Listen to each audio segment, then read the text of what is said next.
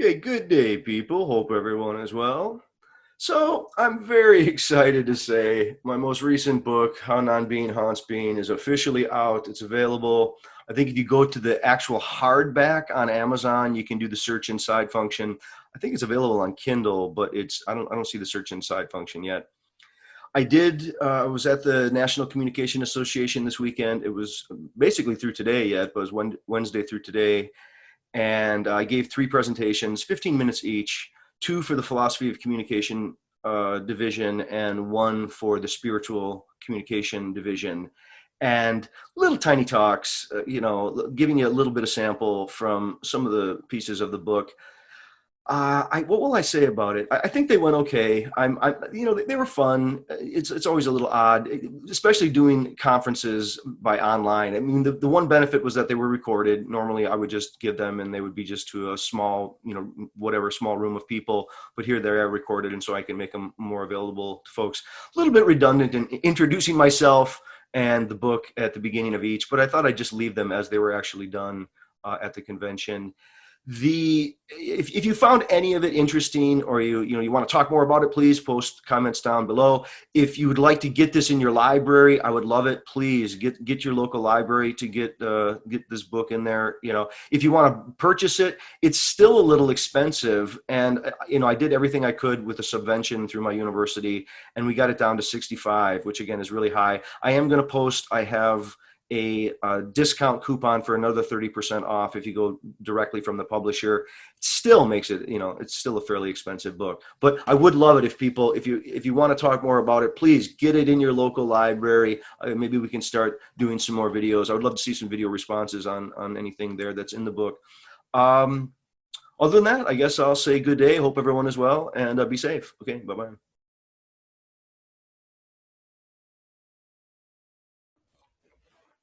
Hello, my name is Corey Anton. I'm a professor of communication studies at Grand Valley State University. Title of my talk today is Non-Being, Possibilities, Morality, and Death Acceptance. And I'm very excited to talk about this today. It's coming from my forthcoming book called How Non-Being Haunts Being, and that's subtitled on Possibilities, Morality, and Death Acceptance. And it is coming out at Fairleigh Dickinson University Press, hopefully out by the end of the year, maybe sometime in December.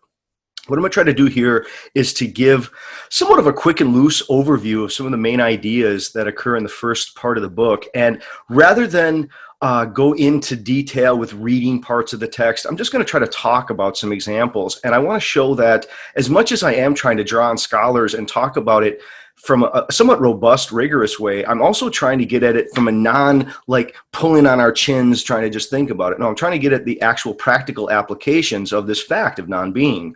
And I do think there's a fact of non-being. So first off, when I'm talking about non-being, it includes, but it's much more than the words like nothing or non-being or negation. And it includes, but it's a lot more than the fact that we have negative commands. Words like don't, what Burke calls the hortatory don't, or the do not, or even the word no as a command.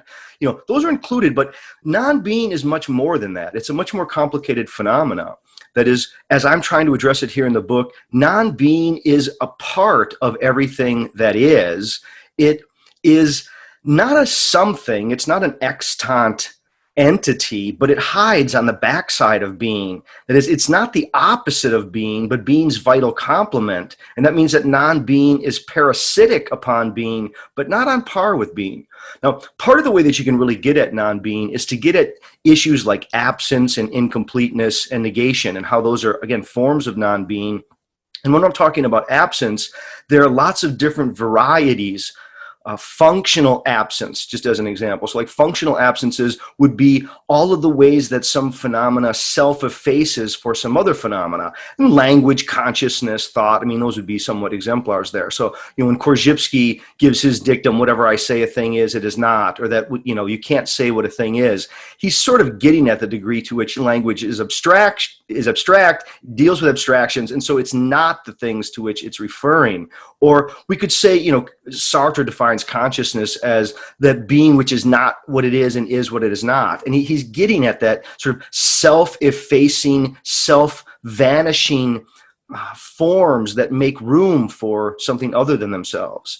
But it's not just functional absences. There are also noted or recognized or regarded absences. Things like, I can look in my garage and I can see that my car is not there. And that's a fact that I'm disclosing about the garage, that my car's not in there. Or I can wake up and sort of recognize the fact that I was dreamlessly asleep. And so, dreamless sleep is like a kind of bodily non-being that's etched into our very existence, that every night we undergo a kind of conscious erasure, a shutting down and excluding of what we take to be our everyday world and reality. So everything else just sort of dissolves. And we could say the same with ultimately, our own death. Now, I think you could offer other exemplar cases, but two exemplar cases would just be desire at all. The fact that we have bodies that have desires, and we need food, and we always have projects still outstanding. And we could say that only the dead are without any desires, and only the dead are without any still outstanding possibilities. But in addition to desire, a really good exemplar is thought. Thought inherently deals with possibilities, and it deals with possibilities because it has to deal with non-being. And when I say with non-being, I mean that thought necessarily deals with possible pasts, possible futures. It deals with conditionals and subjunctives. Thought deals with what was and what was not. It deals with what will be, what could be, what should be, what ought to be. And maybe I can give a little bit more robust examples here to try to show partly what I'm going for here. So the four exemplars that are like illustrative for our purposes here would be athletics or sporting events, and fashion, just as a phenomena, antiques, when we look at what an antique is and how antiques operate, how their value is established, and then insurance, just as a phenomena, making and buying and using of insurance. Now, if you take any sporting event, at least what's visible to the eye, just as you're watching it, it's people more or less moving around regarding a common object of interest, perhaps a ball. So if you're going to watch a basketball game or a football game, you can just see people running around, kind of doing whatever they're doing in the moment of now.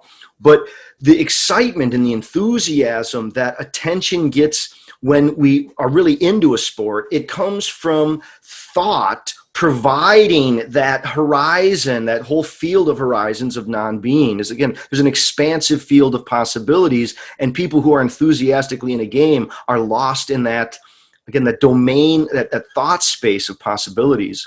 So I recently saw a football game. It was like the home team, kind of underdogs, and they're down by 5 at the very end of the game. It's like a few seconds left. It's 4th down. The quarterback, he gets a snap. He gets pretty good protection, and he goes back. And the wide receiver, he fakes out the defender, and he's wide open, right? And he's totally downfield. Quarterback throws out this Hail Mary bomb, and it's clearly a perfect pass. It's going right to the guy, and the guy can't believe it. He sees that he shook the defender, and he looks back at the ball, and he looks forward to the goal line, and just as that's happening, the ball goes right through his hands. And the crowd goes ballistic, right? I mean, there's people yelling, hooray, people yelling, boo. The announcers are groaning on, oh, I can't believe he missed it. How could he have not caught that? And then they're going, well, if they would have caught it, here's where they would have been in the playoffs. And here's what this would have been for number of percentage pass, yardage for this quarterback and number of touchdowns for this player. They go through all this sort of stuff. And they kept showing the dropped pass, the missed pass in the instant replay. And I guess all said and done, people were collectively dwelling in what was not, but could have been, might have been. And that's the human world. The human world is one that's other than what just is. We live in a world that is overfilled and bristling with possibilities, including possible pasts. Right? But it's obviously not just sports. I'm not just talking about sports. I mean, it's just one very obvious, hopefully direct example. You could take fashion as an example. This is Georg Simmel. That's what Simmel writes. He writes, fashion is not that of being, but rather it is simultaneously being and non-being. It always stands on the watershed of the past and the future, and as a result, conveys to us, at least while it's at its height, a stronger sense of the present than do other phenomena. If we are convinced that a phenomena will vanish just as rapidly as it came into existence, then we call it fashion. Yeah, I mean, fashion depends upon the recognition of non-being into being, right? And as photography accelerates transience, right, as McLuhan tells us, as it happens, we're realizing that you can't really experience fashion without having a sense of non-being in there.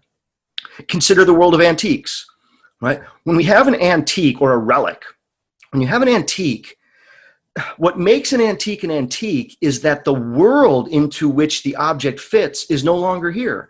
And if you have like a mint condition relic and it goes up at auction, the value of that is going to be dependent upon all kinds of forms of non-being. That is, it's going to be based upon speculation regarding the possible things that had gone through in the past. And there'll be all kinds of abstractions there. It's not going to be looking at the object itself so much as putting it in the context of what is absent, including possible value that it could have at some future date, right? So maybe I'll take as my last example here, or at least this last main example, is this world of insurance.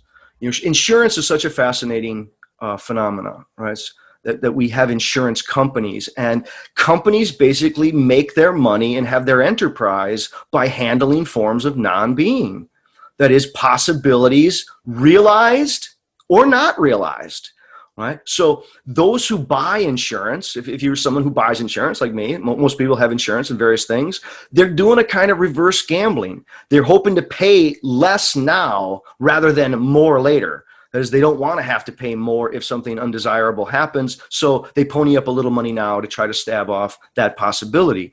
Companies, for their own part, they make their money and thrive by covering and having people pay for what ultimately never happens.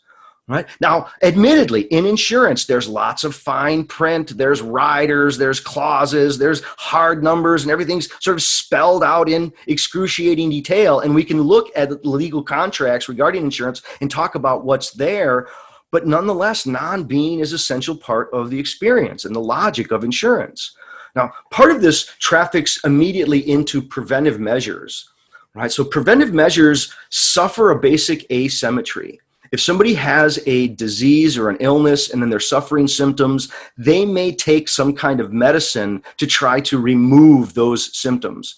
Now, non-being is still haunting in this case, right? That is, the person who's having the symptoms is imagining, they're able to think about the possibilities of that not being there anymore. And then if they do get the treatment and the disease or the symptoms go away, the person can remember the fact that they had the disease or the symptoms, and they can, again, deal with the no longer having the symptoms and sort of recognize that.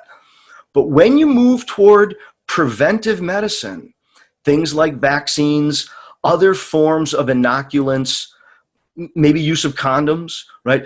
When you prevent something from happening, you may not be sure that your actions prevented it or if it just was going to happen anyway, right? And because of this asymmetry, it can make implementing preventive measures very difficult. And I think we can see this right now with the COVID situation, the shelter in place orders, the mask mandates. Some people, they take the non-experience of COVID in their world as evidence that none of that stuff is really needed, whereas other people are taking those practices to be part of what's preventing the spread or limiting the spread or slowing the spread.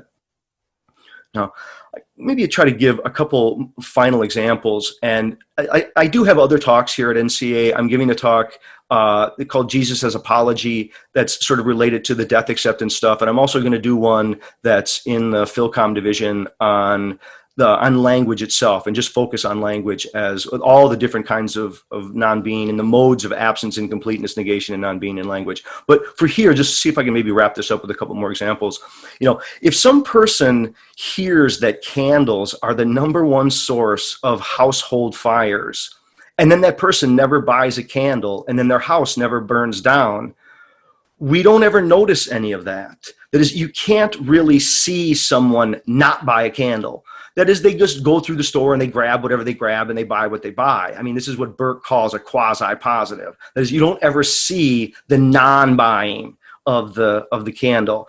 And so Similarly, you don't ever see them not lighting a candle in their house. I mean, they're they're doing what they're doing, and then their house, you're never like suddenly drawn to the attention of a house that's just standing still and maintaining itself. That is, it's when the house catches a flame that suddenly attention gets drawn to it, and we think, oh, you should not have bought a candle. You shouldn't have done that, right? You put your house at risk. But it's. So again, it is sometimes difficult to see how non-being and the thought that's related to non-being is related to being, because it covers itself over. It hides its own traces. It covers its own tracks. If I look out and I'm at a cocktail party and I see a dog moving its tail around, say there's a beverage on a table, and I look and I can see in my imagination the possibility of that glass getting spilled. And so I grab the glass and I move it up to a different location. Now, we don't ever see the non-spilling of the glass. That it doesn't seem to be like a phenomenon that happens. It's in our imagination, the possible spill. And I guess, again, thought has a tendency to cover itself over, so it easily makes it seem as if it wasn't there at all, but it was on the backside of being. And maybe I'll wrap it up with sort of a wonderful line from Erving Goffman, right? Goffman says that, life seems fairly orderly and it's a kind of a tidy affair, and it is, but mainly because people have learned to avoid going where they know they're not welcome. Okay, thank you.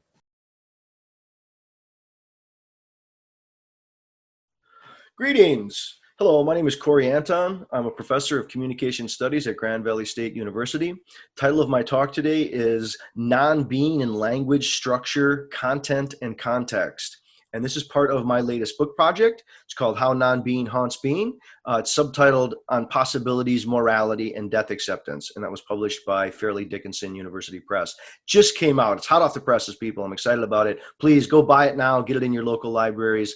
I am going to post a link in the chat to the publisher, and also I'm going to list a discount code there if people would like to pick up 30% off on that purchase.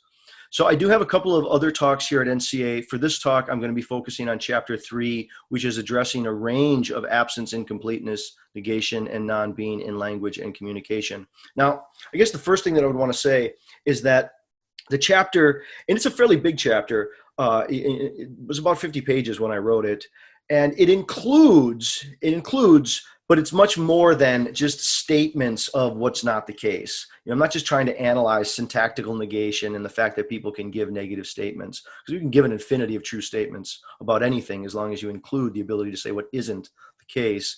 And it's also a lot more than the hortatory don't, the forms of the command no, and it's also more than the various moralistic thou shalt nots. Kenneth Burke has done such a good job, and I do draw a lot upon Burke throughout the book and in this chapter in particular, but I'm trying to do more than, as I say, just statements that are negative or just sort of moral commands. I'm trying to deal with a lot of different layers of non-being, or these different modes by which absence, incompleteness, and negation pervade language and communication. Now, I guess the most obvious example is perhaps the most elusive, and it would be thought itself. Thought, as I'm trying to define it in the book, thought is a kind of time that inherently deals with non-being.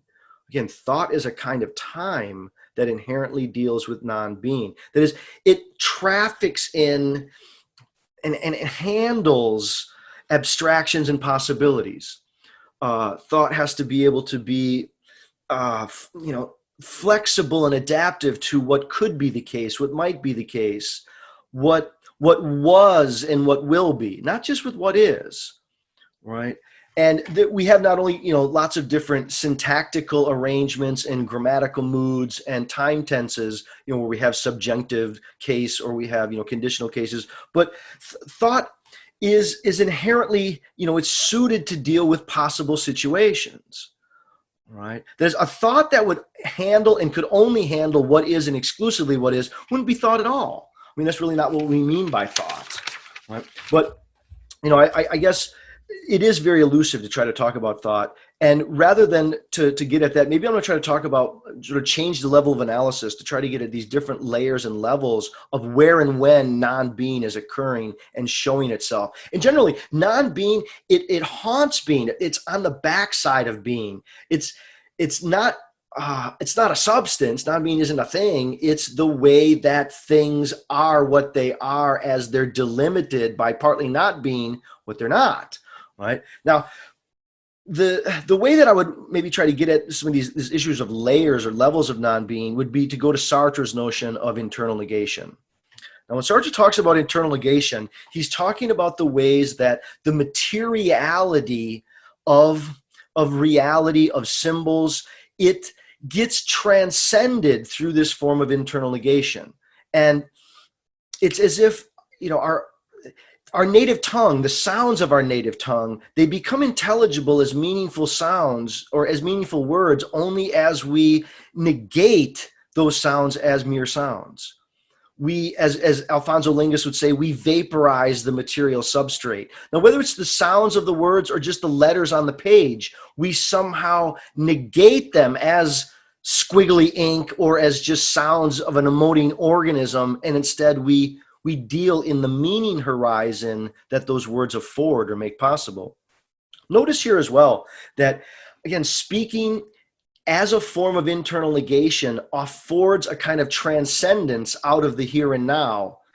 Even though the words that I'm uttering as I'm speaking them right now, they occur only in the moment of their utterance. That is, each word that I'm speaking, it happens as the particular word it does during, and it exists like during the moment of its enunciation and its moment of utterance, and it disappears just as rapidly. And yet, although the words that I'm uttering are occurring in what amounts to being a moment of now, it's by words and by language that we're able to escape the now. I can talk about yesterday. I can talk about 3 weeks earlier. I can ask about how the Big Bang started. I can ask, where the universe came from. I can talk about where I'm going to be tomorrow, what I'm going to be doing this summer, or maybe what I want to do with my life. That is, even though the words are these organismal gesticulations in a moment of now, we negate those sounds as sounds and transcend the particular now into larger situations and environments. Another way to come at this issue of internal negation is to think about hearing a foreign tongue. Like if you turn on a radio and you listen and you dial in a foreign language that you've never heard before, all you can hear is the sounds themselves, and they have this thingly kind of presence. Now, they appear and then they just as rapidly vanish as they surfaced, but they do have much more of a thingly sense. Whereas when we listen to our own native tongue, because it's subject to, again, a kind of internal negation, we don't hear our native tongue as if it were just a bunch of sounds and then go from the sounds to the meaning. No, we dwell in the meaning rather than the sounds. You can't make your mother tongue sound as if it were a foreign language. Somehow the words, they feel like they're meaningful, like in the sounds feel like they're meaningful words just in their own right? It's so internally negated. Like, there's a different way to say that same thing is, if you are familiar with a foreign language that you don't speak, but maybe you're roughly, you're familiar with it enough to be a novice, but not fluent, you could make stereotyped speech sounds of what that language sounds like. So again, if you know a little bit of Spanish, a little bit of Chinese, you're going to be able to give something like stereotyped speech sounds of that. But try to do that with your own native tongue. Our own native tongue, it's somehow, even though we hear it all day long, I mean, we incessantly, we're speaking, we're listening, we're talking to others, we're talking to ourselves, but we don't know what our speech sound like to someone who is unfamiliar with the language. Right? Now, the book itself, as I said, it's a fairly lengthy chapter in the book. This particular chapter is about 50 pages or so. And so there's no way that I can talk about all the things that are going on in there. And I'm already about halfway through my time. I want to touch upon two domains that, evolutionarily speaking, predate language and I think the way to say it is that they pave the way for language because they're modes of symbolism that are just drenched in negativity and non-being. And those two domains are dreams and mammalian play. Now, when I say that dreams are an evolutionary precursor to language, it's partly because, mammals dream, and we were dreaming arguably well before we were using language, and evolutionarily speaking. But dreams are a kind of symbolism where we entertain images, sounds, situations which are not really what they appear to be. That is, there's something to be sure. We have images, we have sensations, various forms of internal representation, but those refer to and represent something else. That is, they're not exactly what they appear to be. They're again, the images in the dream are not actual to what they represent. So I'm in the dream and I'm talking with my uncle, and then I'm confronting my boss at work or something. Then I wake up and I realize it was just a dream, and I say, oh, that didn't really happen. Those are all just representations of what they were not. And so when we name a dream as a dream, we call it out as not being what it had first appeared to be. So again, dreams are just trafficked. They traffic in layers of non-being and negation, right? At the least, I think there's two main takeaways from dreams. One is that night by night, we are both wholly self-deceiving and deceived. And we're both self-deceiving and deceived. Also, that dreams, because they're about other things, because they're attempted disclosures about aspects of our situation, about dimensions of our everyday life, that they're part of the impulse to truth. Dreams they're part of that process by which we deal with the fact that we don't know what something is, and we're trying to uncover appearances. So not only do we have dreams as an evolutionary precursor to language, as this kind of symbolism that's trafficking in modes of absence and non-being, but another very significant one is play.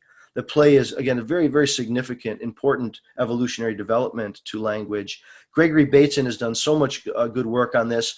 He was in the Flesh Hacker Zoo in San Francisco in the 1950s, where he had watched two monkeys sort of playfully nipping at one another. And he said something along the lines of, the nip, it means the bite, but it does not mean what a bite would mean.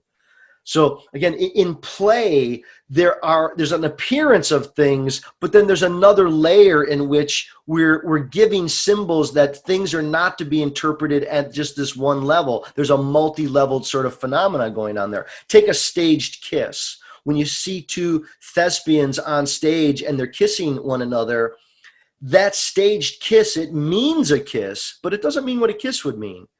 If there were a child there watching the play, you have to be able to disentangle all this, what an actor or an actress is, what a part is, what it means to give a performance, and how performances, there's something happening on stage, but it's not exactly as it appears, right? Things are layered with a form of non-being. If you watch Saturday Night Live and here comes Alec Baldwin and he's playing Trump, and here comes James Carey and he's playing Biden, we see Trump and Biden. Now, we recognize it's Alec Baldwin. Maybe we recognize James Carey, but we see Trump and we see Biden. Even though they're not there, they're being evoked, represented in their absence. That is, the presentation of the play is trafficking in absences and forms of non-being. And that's what the human world is. It's an open expanse of fictions, of possibilities of what is not the case other than as it's being performed and represented. I mean, when you really think about how much money is spent in television, theater, and film, movies, it's a multi-billion-dollar industry of people consuming what is not the case. Again, there's something there. When you watch Star Trek or Star Wars, you're seeing actual things, but they're representing fantasy. They're what isn't, right? Marshall McLuhan sort of brings this full circle with his discussion of dreams and play, where he suggests that movies are basically canned dreams. That's what movies are. They're pretend dreams that we dream collectively, what we can share with one another. Context, I mentioned in the title, context is a major element in allowing what isn't or what has not occurred to show itself, what's not there to show itself. Without context, we can't really specify the meaningfulness of non-being. But if in a military operation, every day we're set with an 8 a.m. call, one day when the phone call doesn't happen, that becomes a meaningful message. Or take like a wedding band. In many cultures, people wear a wedding band, and the wedding band represents now vows that were, and like a ceremony that's now absent, but it's a reminder of those now absent events. But it's also, if a person doesn't have a wedding band on, they're the person in not having a band on is showing that they're not married. So again, a hand just naturally as itself, unadorned in the right context, is a symbol that one is not married, that is available in some way for a possible relationship. So there's a detective on TV, Columbo. I think many people know this, again, sort of famous fictional detective. And he suggests that a lot of beginning doping out of a crime scene, you look for three different things. One is what isn't there that was there before, what is there that wasn't there before, and what's been moved. Right? Again, I think it's a wonderful telltale to get at the different dynamics of non-being involved in investigations. I guess I would just wrap up by saying that I think the real sticking point here is, again, that non-being, it haunts symbols and lurks on the backside of symbols. And what it means is that language and communication will never be able to be fully brought to a scientific reductionism or a kind of compositional analysis, partly because language is always haunted by absences in forms of non-being. Okay, thank you very much.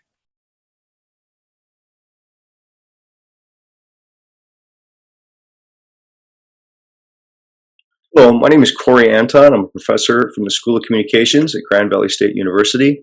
The title of my talk is Soul and Spirituality at the Crossroads, Jesus as Apology. This is a tiny part of my most recent book project. It's called How Non-Being Haunts Being, and it's subtitled On Possibilities, Morality, and Death Acceptance. And this is sort of wrapping up many years worth of work. My first book was my dissertation called Selfhood and Authenticity. And then a book 10 years after that I did called Sources of Significance. And this will be like the final installation on that work, sort of a round off, as it were, a trilogy.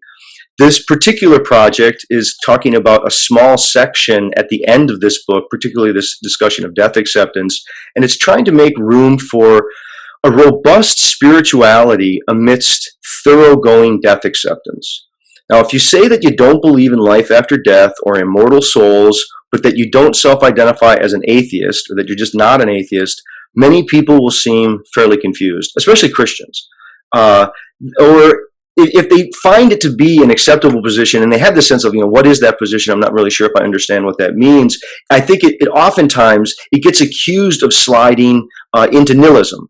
And I don't think that's true. I think the nihilism comes from a misunderstanding of what a self is. It comes from people believing that they're just some sack of skin that's representing a world that goes on independent of them. They don't see themselves as places and moments of the cosmos. People would need to change their self-understanding in some way to head off some of the nihilism. But again, I talk about that in other parts of the book. But for purposes of the discussion here, I would just want to stress that for many people, their sense of religious belief, their sense of their own religiosity, it's inseparable from some notion of an immortal soul and a personal afterlife. I think many people, particularly Christians, they find it more intelligible to just give up on any sense of God or the divine rather than try to believe in that if there is no promise of ultimate salvation. The world is filled with so many injustices. There's so much luck of the draw and happenstance, and there's so much like human stupidity and cruelty. And I think many people, they need belief in something other than this world for the deepest of psychological reasons. And I guess I will admit as well that, afterlife beliefs have served as pretty potent anxiety buffers for many people. The moral panic of existence, it's been quelled down over the last many centuries as people believe that God will ensure justice in the end and make amends for everything. But that very quelling of anxiety may be in some way what we need to cut against. That is, people may need to feel some of the dread of having failed to live up to taking better responsibility of each other. That we may be missing our opportunities to bring justice by imagining that someone else, some other force, will take care of it. I think it also subtly invites a lack of gratitude. If people can't accept life except on terms other than itself, that is, if people can't accept life unless there's something other than life, then how grateful can they really be for life? It sort of like has conditionals built into it. Now, before I advance, I want to make very clear, I'm not in any way trying to be dogmatic here.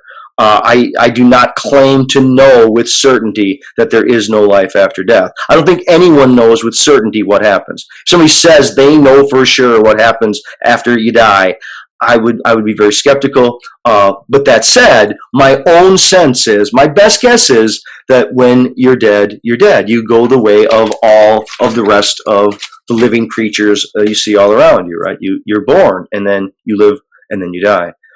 My own angle into this particular issue is by telling a story. It's a fiction, and it's meant to be a thought pump. I'm not trying to get into the various, religious dogmas and or forms of theology. I'm not trying to haggle with the theologians. I'm more trying to talk to your person on the street and to get them to ask themselves what really matters to them in their sense of spirituality. And it's also really about how much can they forgive. Are they capable of genuine big forgiveness? So the title is called The New Easter Story, and it's a fictional movie set in the near future, released around Easter weekend. Now, in the movie, Jesus, the Lord himself, he enters the dreams of all the devout Christians, and he gives a modern day revelation, a needed update. He says that he's doing well, but that he's a little disappointed that people haven't been taking better care of each other. I think he thought he left a pretty good series of exemplars of how people should be treating each other, but he feels that it hasn't been going well, and he has a message and he wants it spread widely. Apparently, there were some missing books at the Council of Nicaea and some political subterfuges and just some confusions that need to be cleared up before things get a little more out of hand. So the main revelation, Jesus says, it concerns virgin births and the afterlife. Now, apparently, only virgin births will receive life after death. That's how Jesus was able to be resurrected, he explains. That's how he was able to visit people in their dreams. But if you weren't a virgin birth, there won't be any life after death for you. He reminds people of the Bible, the Old Testament, where he says, to dust you shall return. Then he says that, God has given you all people, the Logos. He's given you the ability to reason and everything you need for meaningful lives. But now, given all the confusion from the Council of Nicaea, he first wants to know if you can forgive him for the confusion, but even more so, can you forgive God for the fate of having been sentenced to self-awareness with mortality? That is, the fact that we are self-aware beings, but we're also beings who die in the end. Then harps play, the scene goes black, and Jesus disappears from the dream. Everyone wakes up to find that either other people have had the exact same dream or they've heard of other people having the dream, and the movie tries to follow out all the different reactions of the people to this new revelation, right? That there is no afterlife for those who have not been a virgin birth. Now, not everyone in the dream everyone in the movie has the dream, right? Some people, and for various reasons, some people were not Christians. Some people had insomnia. They just didn't get, they work on the late shift. Some people, they weren't devout enough for whatever reason. They didn't make it they didn't have Jesus enter the dream. Some people claim that it was a trick and it was an alien attack, a temptation from the devil. And these are all sort of initial responses, but soon enough in the movie, everyone agrees that a modern revelation has occurred on mass scale. And the reaction is, it's earth-shaking. I mean, many at first, they shout they curse at God, they give up their faith, they're shown weeping uncontrollably in front of mirrors, destroying crucifixes, many sort of crying together, weeping, others, engaged in widespread looting and destruction and licentiousness.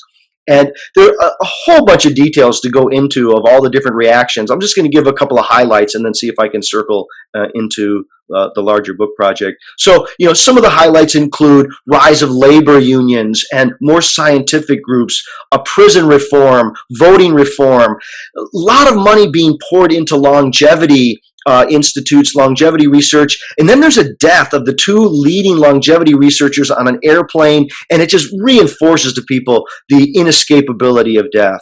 Then some super wealthy Calvinists, along with a couple of very wealthy oil executives, they create end-of-life death cults, and they write beautiful suicide letters, and they apologize for all the misunderstanding, apologize for notions of predestination that have led to an exacerbated social inequality. And these groups, as they end their life, they give up their wealth to various charities, including Doctors Without Borders and other things. Now, toward the end, there is a particular banker who steps out. Now, the banker didn't have the dream, but he tells everyone he did. And he says, hey, we've had our whole lives built up along the idea that God was going to justify things and make amends. And we've built our lives around the belief there will be life after death. And I've worked really hard, and my children have worked hard to establish this. I don't really know what to make of this. I think we need to have Jesus come back, or I just can't be in it. He says, I would have never believed in this God if this would have been the deal. So we need to get Jesus back and figure out what could be done. Then a physician, he speaks up, and he says, no, I didn't have the dream. But he says maybe the revelation doesn't have to change everything. He says, we've had a lot of trouble in our lives, even when people did believe in life after death, and it didn't seem to keep them from doing bad things. It didn't necessarily make people do good things. And he says, we still have our laws. We still have our self-respect, our consciences, our sense of dignity. And I'm not going to spoil it and tell you how the story ends. Please, you can check out the book and you can see how I sort of round that out with various turns. But I want to sort of wrap up my last 5 minutes here with an explanation of how this relates back to the larger book project. Some years ago when I was working on the Sources of Significance book, I was asking people somewhat randomly, sometimes friends, sometimes business associates, colleagues. I would just ask them point blank, kind of out of the blue, can you forgive God? And it's such a funny question, and you see the reaction that you give, especially depending on the context. But some people, particularly if they're Christian, just out of the blue, they'll act very confused and say, like, what's wrong with you? Why would you ask such a question? And they'll say something along the lines of, you don't forgive God. God forgives you. You're the one who is a sinner. And if anything, if you're good and repentant and you accept Jesus, God will forgive you, but you don't forgive God. And it's funny because if you ask someone who happens to be Jewish, you get such a different response. You get something largely along the lines of, well, sure, you have to. And again, there's difference between the Old Testament, the Noah covenant, versus the New Testament, where it's all good and all loving and all this kind of stuff. But I think when I do have the Christian response of somebody, again, with a contorted face telling me that, God's all good, all loving, you don't ever forgive God, I say, well, what if, for argument's sake, just for the sake of argument, what if you found out there was no life after death? Could you forgive God then? Like, just for argument's sake, could you forgive God? I've had so many people tell me that they could not. More than you would think. People said to me, this life is just unjustified. There's too much suffering. There's too much hardship. There's too much pain and loss and injustice, and that there's not some sort of ultimate judgment and salvation. None of this. Life is just utterly unjustified. And once you put all that together, it becomes very clear that Jesus is, even if unconsciously or subconsciously, he's understood as an apology. As an apology. God sent an apology for the wrongdoing of having sentenced people to self-aware finitude, right? Why else emphasize God sent his one and only son, right? God's all powerful. You only have one son. Now, there are other reasons trying to distance themselves from polytheism and whatnot, the original writers of these myths, these stories. But when people grab their heart and they think of Jesus and they say they're ready to accept Jesus, what they're really saying is, I accept God's apology. And now that God has given the apology, that is the condition, the promise of a life after this one, now I can start to accept this life. What I think people are doing is they're somewhat holding themselves hostage emotionally. They're holding themselves hostage, waiting for someone else to serve justice and or to save us from ourselves.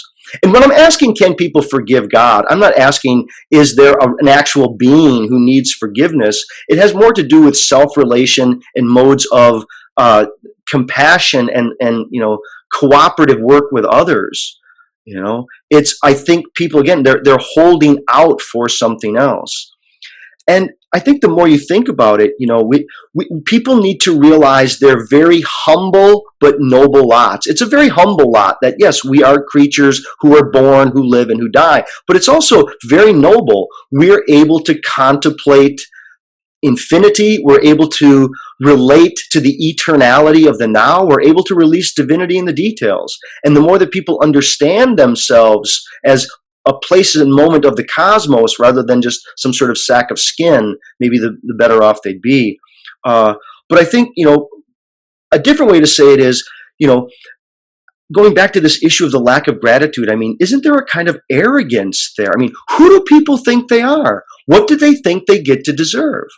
I mean, to have been born, to know of all that's included in existence, music that you've cried to, movies that have just, again, made your heart pound, to taste fresh fruits, to see the coming and going of the seasons and all the beautiful, fall leaves, to see sunrises and sunsets, to experience rainbows, to know of all the diversity of life, to have experienced and felt love, to have known psychedelic experiences or religious experiences. What is one to make of all that? Right? I mean, what should be the price for having been born, to have known all of this? What should be the price for having been invited to the banquet of all banquets? Well, how about death in the end with death acceptance as the ultimate gratuity? Thank you.